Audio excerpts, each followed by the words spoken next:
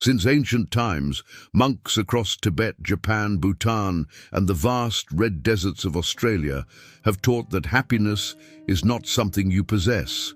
It is something you tune into, like a frequency carried by the universe itself. Yet for most people, happiness slips through their fingers like water. No matter how tightly they try to hold it, it escapes. The Dalai Lama often says that happiness disappears not because life is unkind, but because the mind is untrained to receive it. In Eastern monasteries, novices learn that the human mind lives in two worlds, the world of craving and the world of presence. Craving belongs to the restless mind. Presence belongs to the awakened mind. Happiness fades because most people live in craving for recognition, for control, for more, for better, for different. Craving is endless, and when the mind depends on something external to feel whole, happiness becomes fragile, temporary, and unstable. Meanwhile, in Aboriginal Australian wisdom, happiness is described through the concept of dream time, a cosmic field of spiritual connection where everything, earth, sky, ancestors, breath, is part of a single living story. You are not separate from happiness, you are woven inside it. But the more you chase it outward, the more you disconnect from the inner dreaming, the inner path. Monks say the same. The more you chase happiness, the further it runs. The untrained mind believes happiness is a destination, something you reach after achieving enough, earning enough, being loved enough. But the trained mind knows happiness is a state of alignment, when your thoughts, actions, and inner truth move in the same direction. The Dalai Lama teaches that happiness slips away because the mind is always somewhere else, regretting the past, worrying about the future, comparing with others, judging itself. A mind living everywhere except the present moment cannot touch happiness because happiness exists only here in the now. Zen masters call this the gap, the space between life as it is and life as the mind demands it to be. The wider the gap, the greater the suffering. Aboriginal elders express a similar teaching. When your spirit walks ahead of your body, you will always feel lost. This means that when the mind races faster than the moment, happiness cannot catch up. Neuroscience supports this. When the mind is distracted, wandering, or overstimulated, the brain's reward circuits shut down. Even when something good happens, the mind barely registers it. Happiness slips away because the mind is too noisy to feel it. Monks train awareness through breath, stillness, and repetition because they know a silent mind is a receptive mind. In monasteries, happiness is not pursued. It is invited, and the first step is slowing the inner storm. The next reason happiness escapes is attachment. Tibetan teachings say attachment is like holding a butterfly in your hand. Grip it too tightly and you kill it. Hold it too loosely and it flies away. Attachment happens when you depend on something external for identity or worth. A relationship, a dream, an achievement, a belief. Happiness becomes a hostage to outcomes, and when outcomes shift, as all things do, happiness collapses. Aboriginal wisdom teaches the opposite of attachment, belonging without possession. You can love but not cling. You can walk with someone but not imprison them. You can enjoy blessings but not fear their ending. In this worldview, happiness flows because nothing is held captive. Another teaching says happiness slips away because humans resist reality. In nature, nothing resists. The tree bends with the wind, the river flows around the stone, the eagle rises with the heat. But humans tighten, contract, fight, and demand. The Dalai Lama says suffering does not come from life. It comes from the mind saying, "This should not be happening." When you argue with reality, happiness dissolves. Zen monks train surrender not as weakness, but as a light. For thousands of years, monks have warned that the greatest obstacle to happiness is the very act of chasing it. The Dalai Lama says that the mind which pursues happiness is the same mind that destroys it. Happiness cannot be hunted like prey. It must arise like dawn, naturally, quietly, without force.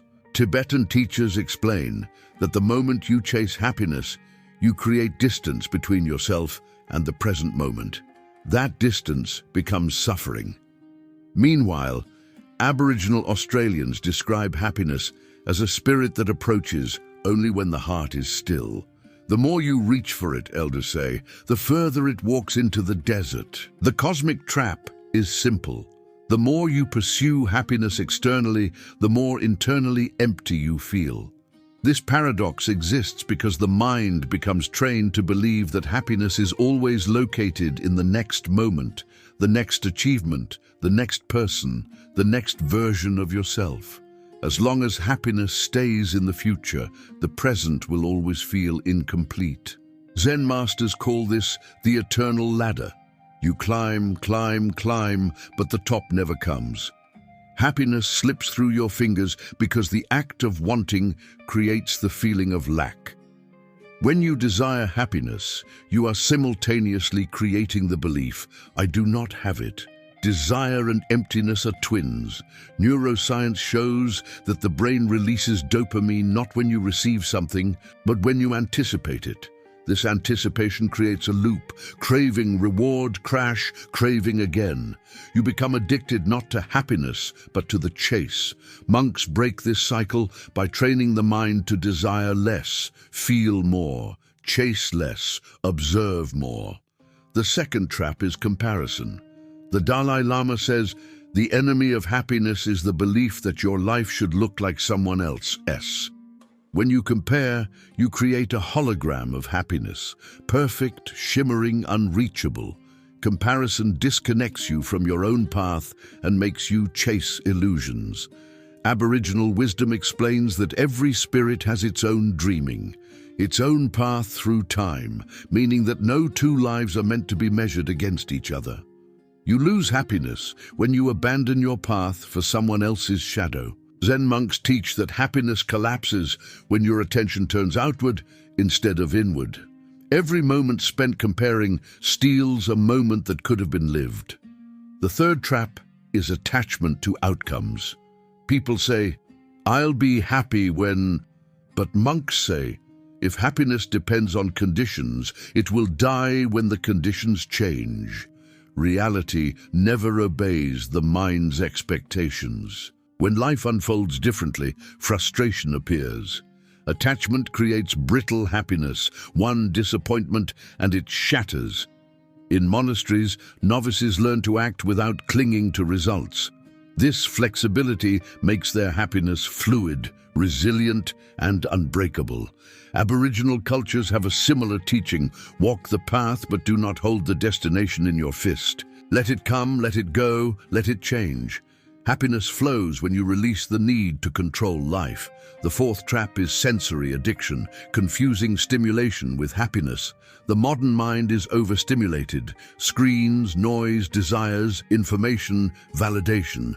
Pleasure becomes mistaken for joy, but stimulation fades quickly, leaving the mind emptier than before. Tibetan monks learn from childhood that the senses can entertain you, but they cannot fulfill you. Zen masters call this the sweet poison, pleasant in the beginning, suffering in the end. Happiness slips away when the mind becomes dependent on external highs instead of internal peace. Aboriginal teachings describe deep happiness not as excitement, but as connectedness, connection to earth, to breathe, to ancestors, to silence. The fifth trap is resistance to pain. The Dalai Lama teaches that rejecting discomfort blocks happiness. The more you push pain away, the more it grows. Happiness requires openness to the full spectrum of life.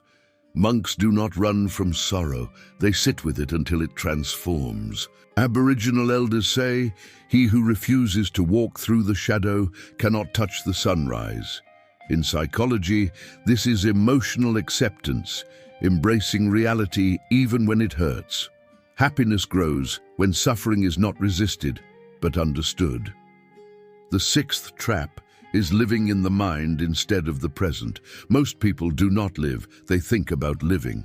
They rehearse the past, imagine the future. Monks across Tibet, Nepal, Japan, and the ancient Dreamtime cultures of Australia share a profound truth. Happiness does not enter a mind that is cluttered, scattered, or filled with noise. It grows only in a mind that has been emptied, cleaned, strengthened, and aligned.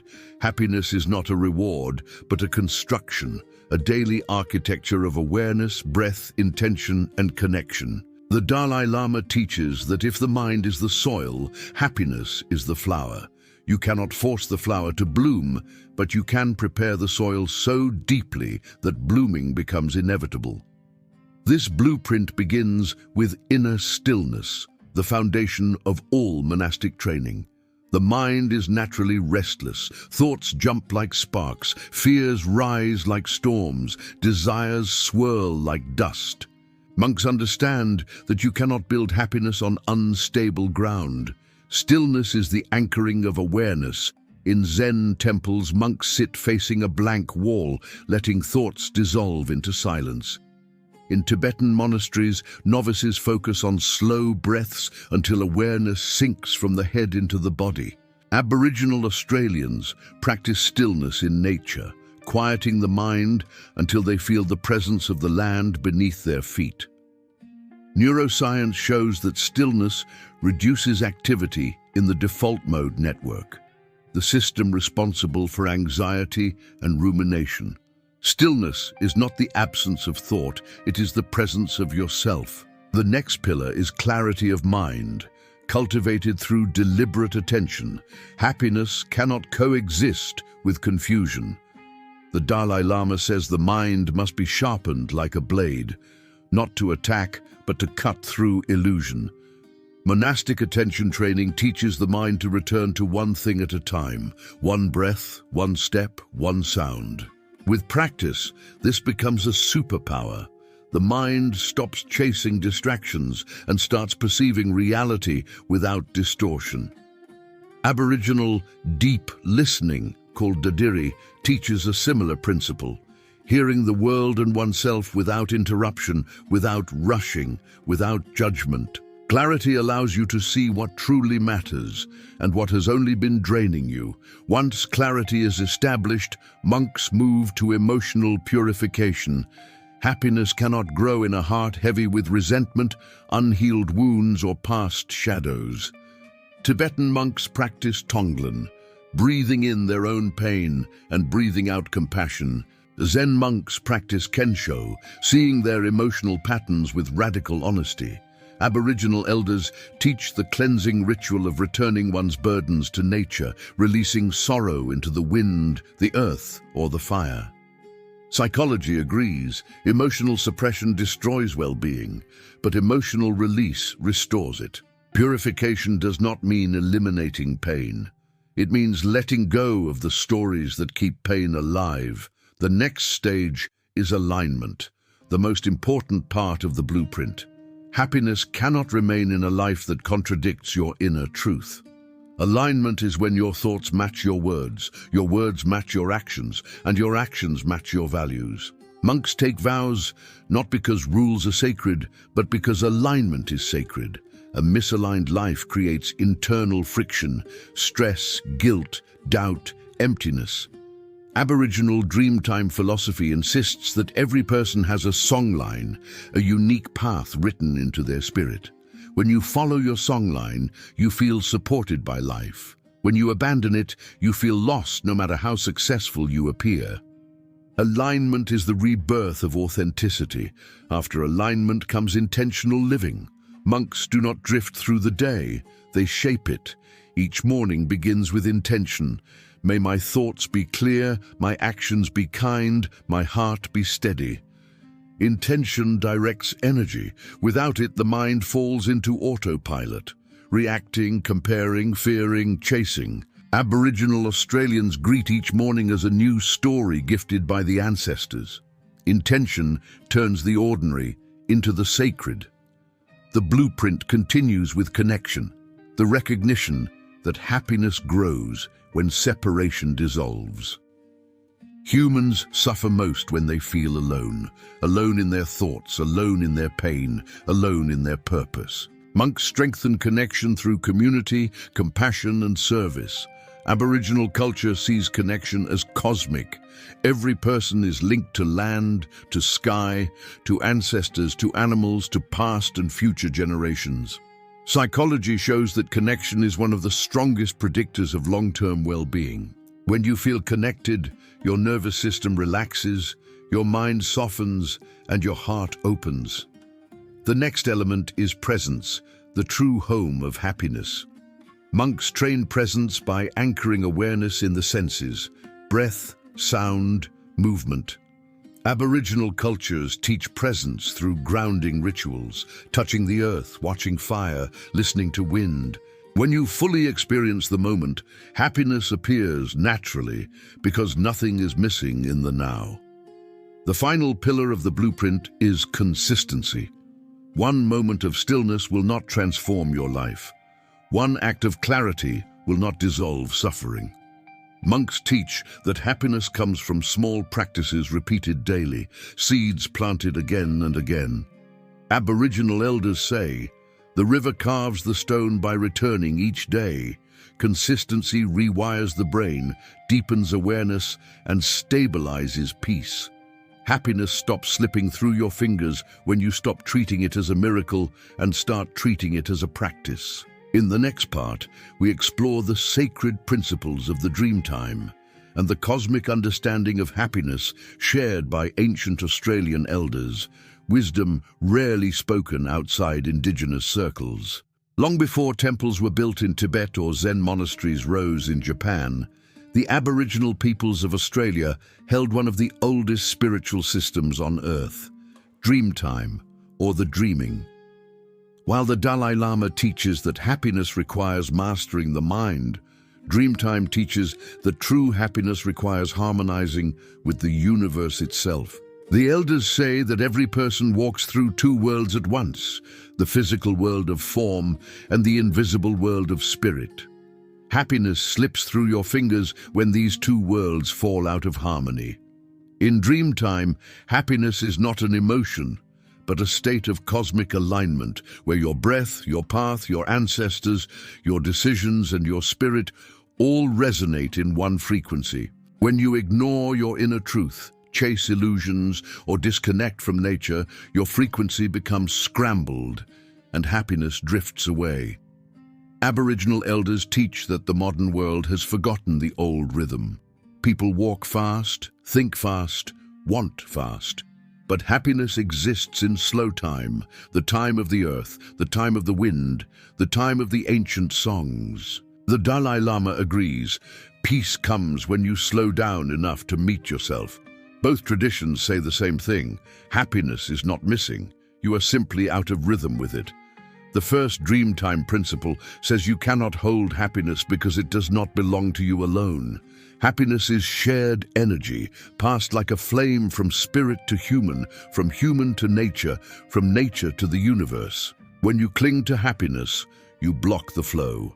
Tibetan teachings echo this. Attachment suffocates joy. Zen masters say, receive, release, repeat. Aboriginal elders say, let the joy come, let the joy go, let the joy return. Happiness slips away because you try to imprison what must stay wild. The second principle says, your unhappiness often comes from forgetting your place in the story of life. Modern humans see themselves as separate from others, from nature, from ancestors, from the land, from the sky. But Dreamtime teaches that separation is an illusion. The moment you feel isolated from the world around you, your spirit becomes thirsty. Happiness is the water of belonging. Tibetan monks describe this same truth. Suffering comes from believing you are alone in your mind. Dreamtime says, you are never alone. You are part of the oldest story ever told. When you remember this, happiness returns softly. The third principle says, pain is sacred because it shows where your spirit has become disconnected. Instead of fearing pain, elders listen to it. They ask, what part of my song has gone quiet? Tibetan monks ask a similar question. What expectation created this suffering? Zen asks, what illusion am I clinging to? Pain is not the enemy. Pain is the guide that points you back to your path. Happiness slips away because you try to avoid the very signals that would bring you back to it. The fourth principle states, your energy follows your story. If you tell yourself a story of lack, the universe mirrors lack. If you tell a story of fear, the universe mirrors fear. If you tell a story of connection, meaning, and presence, the universe responds with guidance. Aboriginal cultures see thought as a form of creation. Tibetan Buddhism teaches that the mind creates reality. Zen teaches that perception creates experience. Modern neuroscience finds the same. Your interpretation shapes your emotional world. Happiness disappears because your inner story is misaligned with the truth of who you are. The next principle is deep listening, called dadiri, a silence so profound that you can hear the message beneath your thoughts. Dadiri is the heart's listening, the listening that reconnects you to life. Elders sit by rivers, deserts, fire, or trees, not to escape, but to remember. In this stillness, they hear guidance from the universe. Dadiri dissolves confusion, heals emotional wounds, and restores happiness. Tibetan monks practice similar silence through meditation. Zen monks call it shikantaza, just sitting, allowing awareness. Monks across the Himalayas and Aboriginal elders in Australia agree on a profound truth. When you finally align with your inner nature, the universe responds. Not through miracles or fantasies, but through a shift in perception, energy, timing, and opportunity so precise that it feels cosmic. Happiness stops slipping through your fingers when you stop betraying your path. The Dalai Lama teaches that life is not punishing you, it is redirecting you toward your truth. Dreamtime elders say the universe rearranges itself when your spirit steps back into its songline. Zen masters describe it as the effortless flow that appears when resistance ceases. Everything begins with alignment, the rare moment when your mind, heart, actions, and values move in the same direction. When alignment occurs, confusion dissolves, energy returns, and life feels less like a battle and more like a rhythm. The universe is not something outside you, it is a field you are woven into. When your inner frequency changes, the field changes with it. This is why monks say that peace attracts clarity, and clarity attracts right action. Aboriginal wisdom says, when your spirit remembers its way, the world opens its eyes to you. The first universal response to alignment is synchronicity, those meaningful coincidences that appear at the perfect moment. A teacher arrives when the student is ready. A path opens when the heart becomes steady. A solution appears when fear softens. Psychologists call this selective awareness, but monks know it as karmic resonance. The Dalai Lama says, when your mind is clear, you see what was always there. Happiness begins to feel within reach because life stops feeling random. The second response is inner strength. When you stop living against yourself, your energy stops leaking. You become more resilient, more grounded, more capable. Zen teaches that strength is not force, but stability. Aboriginal Dreamtime teaches that when you walk your path, the ancestors place wind at your back. Neuroscience shows that self-alignment reduces internal conflict, lowering stress and increasing emotional regulation. Happiness stops slipping because your inner world becomes solid. The third universal response is removal of obstacles. When you are misaligned, everything feels heavy. You force, push, chase, struggle. When you are aligned, obstacles dissolve or transform. Monks teach that life does not remove challenges, but it removes the unnecessary ones. Aboriginal elders say, when you walk the right way, the land clears itself before you. In psychology, this is called cognitive coherence. A clear mind takes clear action and receives clear results. Happiness becomes sustainable because resistance fades. The fourth response is deep intuition, a quiet intelligence that feels like knowing without thinking. Monks call this inner wisdom. Dreamtime calls it ancestral whisper. Zen calls it no mind. This intuitive clarity guides decisions, relationships, and direction without stress. You stop grasping and start trusting. The universe responds by making the next step visible, then the next, then the next. Happiness no longer depends on certainty. It grows from trust. The fifth response is emotional harmony. When you stop lying to yourself, pretending, hiding, forcing, your emotions stop fighting each other. In Tibetan teachings, this is the balancing of the winds, the internal energies that govern mood. In Aboriginal teachings, it is the return of the spirit to its natural rhythm. Psychology shows that authenticity increases serotonin and reduces cortisol. Instead of emotional chaos, you feel a steady peace. Happiness returns because the battlefield inside you becomes silent. The sixth response is connection, the return of meaningful relationships and soul-level encounters. When you walk your truth, you attract others who walk theirs. Monks say that alignment creates spiritual companions. Aboriginal wisdom says that when you follow your songline, you meet others singing in the same frequency. Psychology calls this resonance theory, like attracts like. The deepest teachings of the Dalai Lama, the Zen masters, and the Dreamtime elders all end in the same revelation. Lasting happiness is not something you feel, it is something you become.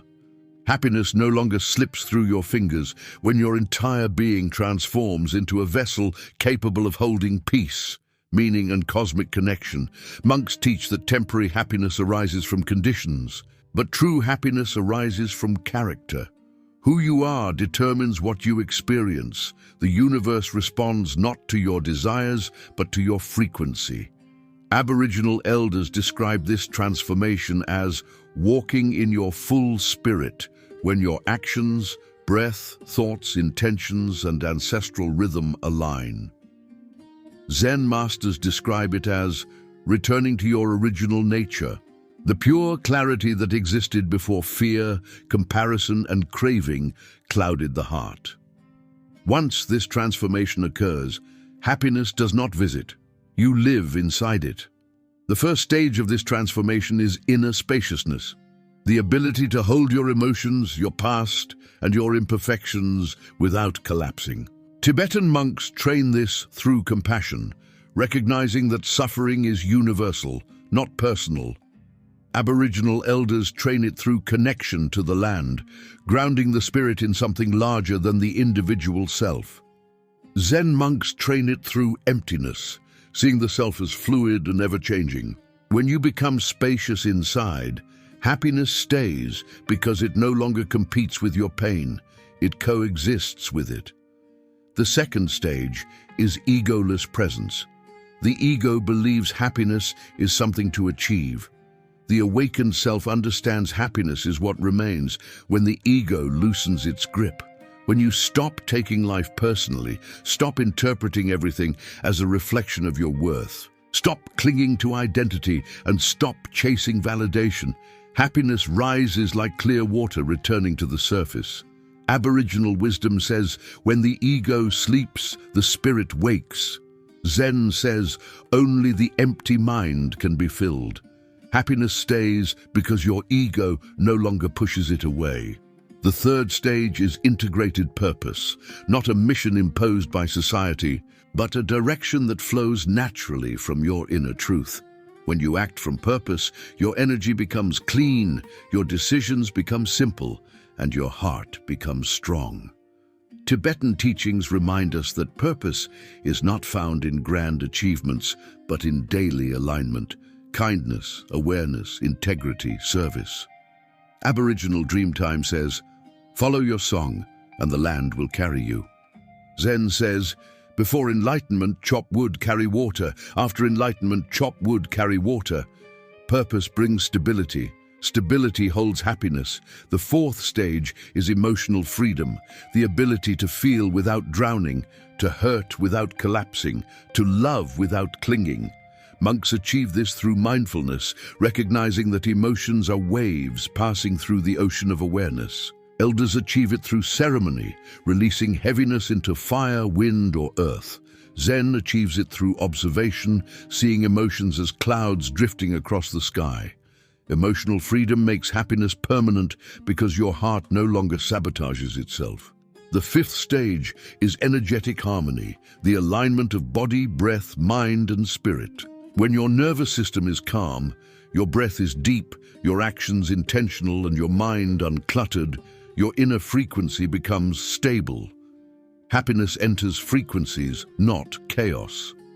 Aboriginal teachings say that each person carries a spirit vibration. And when this vibration resonates with truth, joy flows naturally. Tibetan monks say, balanced inner winds generate peace. Zen says when the body is steady, the mind is steady. Harmony creates a home for happiness.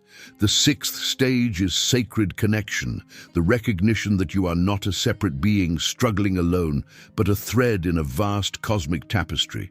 When you feel connected to nature, to others, to ancestors, to the universe, loneliness dissolves, fear softens, and gratitude expands. Aboriginal Dreamtime teaches that every stone, tree, river, star, and creature is your relative. Tibetan Buddhism teaches interdependence. Nothing exists alone. Zen teaches no separation. Connection makes happiness sustainable because it replaces isolation with belonging. The seventh stage is radical acceptance, embracing life exactly as it is. This acceptance is not passive, it is powerful. It means refusing to waste energy fighting reality. Monks accept impermanence as the essence of freedom. Elders accept cycles as the heartbeat of existence. Zen accepts the suchness of every moment. When you stop resisting life, happiness flows into the space where resistance once lived. The final stage, the ultimate transformation, is embodied peace. This is when peace is no longer something you practice, but something you are. Your presence becomes calming, your silence becomes grounding, your words become gentle, your decisions become clear, your life becomes coherent. Happiness cannot slip away because it is woven into your being. Tibetan monks call this the inner sun. Aboriginal elders call it walking in the dreaming. Zen calls it living as the true mind. Psychology calls it self-actualization. The universe calls it alignment. When you become the kind of being happiness never leaves, you realize the greatest secret of all. Happiness was never running from you. You were running from yourself. And now you have stopped running. You have returned. You have remembered. You have awakened. You have become the home happiness has been searching for.